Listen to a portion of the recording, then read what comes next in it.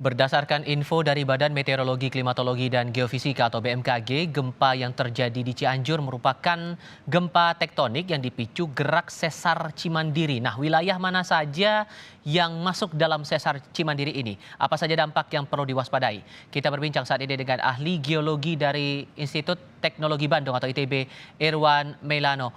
Pak Irwan, selamat malam, Pak.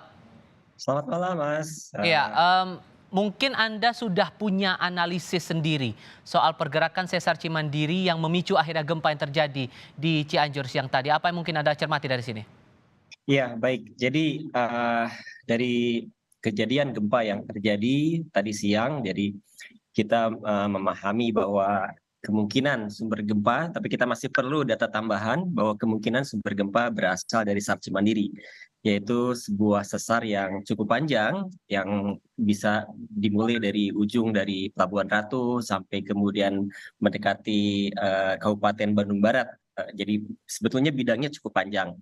Dan kita menduga bahwa gempa yang terjadi tadi siang terjadi di bagian ujung paling timur. Jadi yang paling dekat dengan, daerah Cianjur, paling dekat dengan Kabupaten Bandung Barat dan karena lokasi dan juga karena sumber gempanya yang dangkal, walaupun ini yang perlu menjadi catatan kita bersama, walaupun magnitudo dari gempanya tidak terlalu besar, jadi 5,6, tapi dampaknya bisa cukup signifikan. Dan ini menjadi catatan penting bagi kita bersama, bahwa untuk wilayah di sekitar Jawa Barat, gempa yang tidak terlalu besar pun bisa jadi mengakibatkan kerusakan yang signifikan. Ada beberapa analisis mengenai penyebabnya, yang kemungkinan yang pertama bahwa gempa tersebut sangat dangkal dan kemudian di lapisan yang paling dangkal itu terdapat, tanah yang sangat lunak, sehingga pada saat gempa terjadi kemudian teramplifikasi atau terkuatkan gelombang gempanya sehingga kemudian kerusakannya semakin dahsyat, ataupun kemungkinan yang kedua bahwa kemudian ada beberapa bangunan yang tidak dipersiapkan untuk menahan guncangan gempa sehingga pada saat gempa terjadi kerusakannya bisa lebih dahsyat, ataupun kombinasi dari keduanya. Kira-kira demikian, eee, analisis awal dari kejadian gempa tadi siang. Termasuk soal data yang juga disampaikan BMKG terakhir kali bahwa sebetulnya daerah Cianjur dan sekitarnya ini terbilang cukup sering terjadi gempa, bahkan terakhir tercatat tahun 2000 itu kekuatannya 5,1 magnitudo. Berarti seharusnya atau logikanya bahwa aktivitas ini harusnya bisa diwaspadai oleh masyarakat setempat dan harus ada bentuk penanggulangan bencana juga yang lebih dini dilakukan, begitu?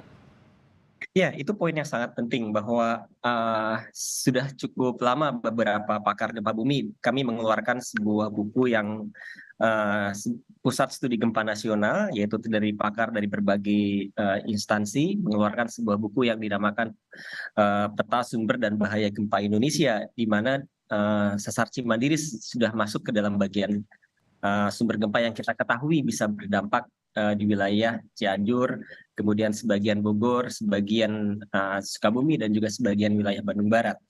Nah, ini menjadi tugas kita bersama, termasuk juga pemerintah pusat, pemerintah daerah, bagi kita bersama dan juga masyarakat dan juga kami dari akademisi untuk merumuskan strategi yang efektif untuk mengurangi dampak dari guncangan gempa.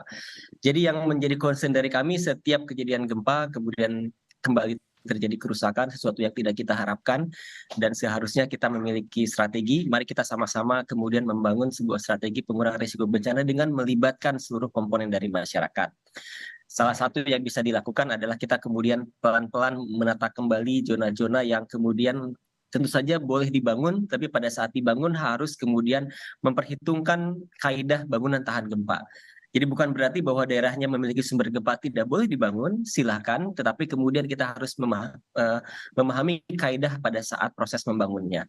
Dan kemudian sesudah itu, kemudian kita pun harus memberikan penjelasan kepada masyarakat, apa yang harus dilakukan, memberikan pengetahuan kepada masyarakat pada saat terjadi kedaruratan dan juga mempersiapkan pemerintah daerah untuk memberikan respon yang terbaik lewat proses, pelatihan, evakuasi, dan sebagainya. Oke, 3 poin itu kita coba elaborasi lagi nanti. Cuman yang jadi pertanyaan saya begini, saat sesar Cimandiri ini aktif, apalagi patahannya Anda bilang sesarnya panjang sekali dari arah Pelabuhan Ratu sampai ke Kabupaten Bandung Barat, apakah ini juga ikut berpengaruh untuk sesar lainnya bisa aktif juga? Terutama seperti sesar Lembang begitu? Iya, Jack. Baik, jadi sesar Cimandiri adalah sesar yang panjang, tapi beberapa pakar, termasuk kami pun percaya bahwa sesar Cimandiri terbagi menjadi beberapa segmen. Jadi bukan berarti ketika panjang kemudian seluruhnya robek gitu ya. Walaupun kita paham bahwa potensi sesungguhnya tidak kita harapkan, tapi beberapa riset potensi sesungguhnya dari kejadian gempa di sesar Cimandiri itu bisa sampai di atas 7. Itu tidak kita harapkan itu terjadi, tapi Hmm. dari berdasarkan catatan historis itu pernah terjadi di tahun 1800-an bahwa gempa yang lebih besar dari 5,6 itu bisa terjadi. Hmm. Nah, pertanyaannya adalah apakah kemudian itu bisa memicu aktivitas sesar yang lain? Yang kita pahami bahwa misalnya yang cukup dekat dengan sesar Cimandiri adalah sesar Lembang. Jadi ujung dari sesar Lembang itu kemudian ujung barat dari sesar Lembang itu bertemu dengan ujung timur utara dari sesar Cimandiri. Hmm. Kedua sesar tersebut memiliki mekanisme sendiri, memiliki periodisasi gempa yang berbeda, yang kita harapkan bahwa kemudian kejadian gempa ini sudah berakhir di sesar Cimandiri, sehingga kemudian tidak memicu kejadian gempa di sesar Lembang. Karena kedua segmen tersebut, kedua sumber gempa tersebut, walaupun ada beberapa riset yang menyebutkan bahwa suatu sumber gempa ketika terjadi gempa, kemudian bisa melepaskan energi dan kemudian memicu potensi sumber gempa yang berdekatan untuk menjadi gempa lebih cepat gitu ya. Dan kita pun melihat ada beberapa bukti, misalnya kasus di gempa Lombok, di utara Lombok yang kemudian satu gempa memicu rentetan gempa yang lain. Tetapi saya berharap untuk kasus yang ini bahwa mari kita fokus pada upaya respon, upaya untuk menyelamatkan masyarakat, memberikan upaya terbaik tadi disampaikan oleh Pak Gubernur. Kami dari akademisi dari ITB siap membantu Pak Gubernur untuk memberikan respon terbaik, membantu masyarakat dengan harapan kemudian sumber gempa yang lain tidak terpicu akibat dari gempa sesar Cimandiri. Maka bisa dikatakan bahwa aktivitas dari sesar Cimandiri, kalaupun itu ada pergerakan, itu tidak akan berpengaruh pada sesar lain. Sifatnya parsial, begitu ya? Ya, itu menjadi harapan dari kami.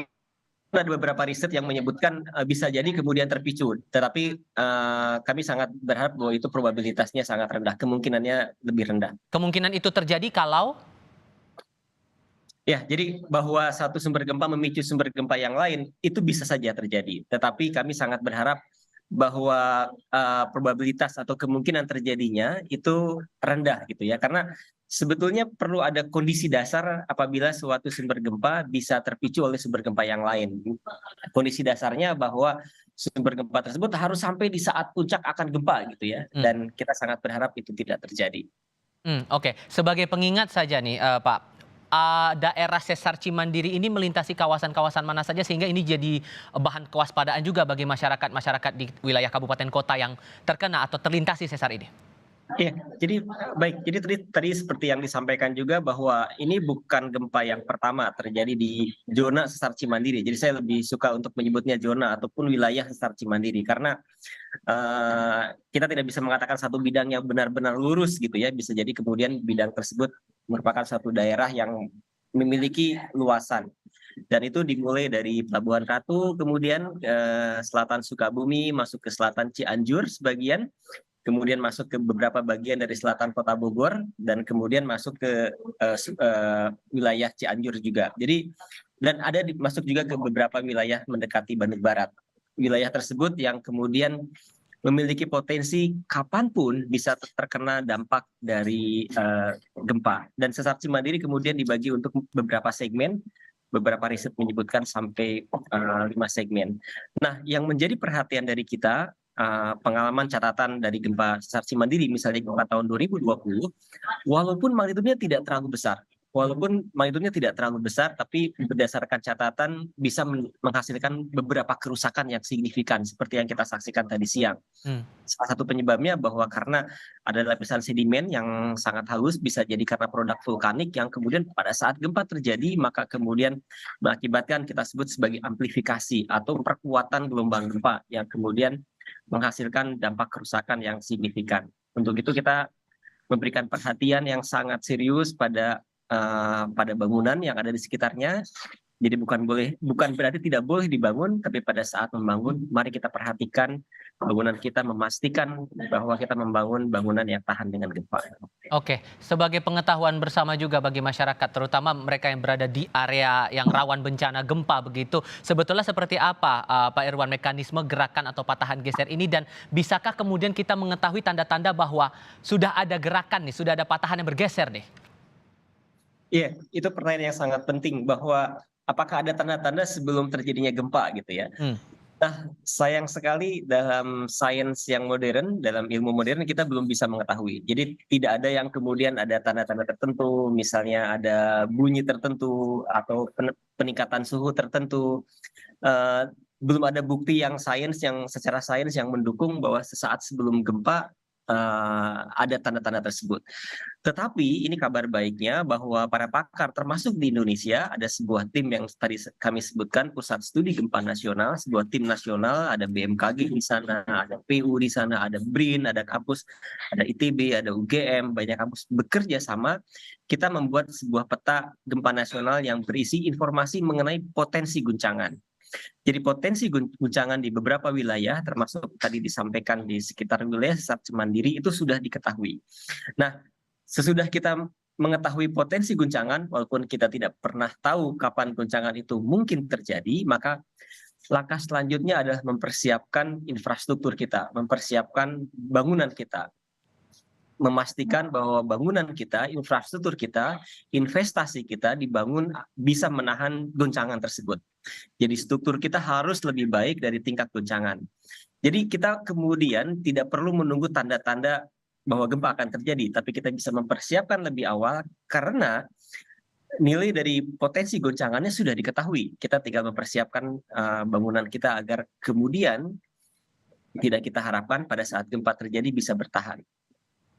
Oke. Untuk pergerakan dari sesar ini sendiri, apakah kemudian kita bisa menghitung kira-kira akan terjadi dalam berapa tahun dan siklusnya apakah terbilang cepat atau lambat atau bagaimana kemudian Anda memperhatikan soal ini? Ya, itu poin yang kemudian sering ditanyakan. Apakah kemudian bagaimana periodisasi dari sesarnya gitu ya? Mhm. Seberapa sering? Jadi kalau seberapa sering gempa terjadi? Jadi kalau kami yang bekerja dalam bidang gempa bumi, kita menyadari bahwa ada periode di mana gempa maksimum terjadi dan itu biasanya cukup panjang, bisa sampai lebih dari 100 tahun. Jadi periodisasi gempa dengan magnitud maksimum itu bisa sampai lebih dari 100 tahun pengulangannya. Tetapi yang menjadi concern dari kita bukan gempa dengan magnitud paling besar, tapi gempa dengan magnitud yang tidak terlalu besar tapi merusak, yang seperti sekarang gitu ya. Mmm. Yang 5,6 itu bisa lebih sering. Jadi kalau dalam bidang gempa bumi, semakin besar magnitudo gempanya, maka semakin jarang terjadinya.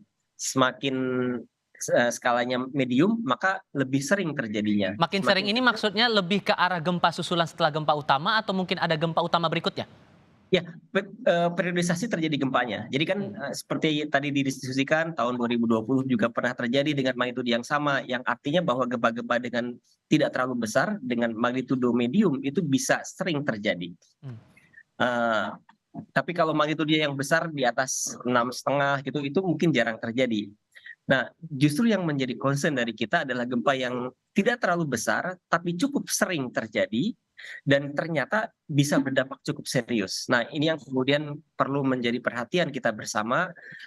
Kita tidak berharap ada sebuah gempa besar, tetapi ternyata gempa dengan magnitudo 5,6 kalau dalam bidang kegempaan tidak terlalu besar, berdasarkan pembelajaran yang kita dapatkan hari ini dan gempa-gempa sebelumnya, ternyata itu pun bisa cukup merusak. Jadi mari kita memberikan perhatian yang sangat serius pada upaya pengurangan risiko bencana gempa bumi, diantaranya adalah dengan memperhatikan kualitas bangunan di sekitar kita. Baik, refleksi dan evaluasi kita atas apa yang terjadi di Cianjur saat ini masih kita lanjutkan di seksi berikutnya. Pak Irwan tetap bersama kami, untuk Anda saudara pastikan tetap bersama Kompas TV.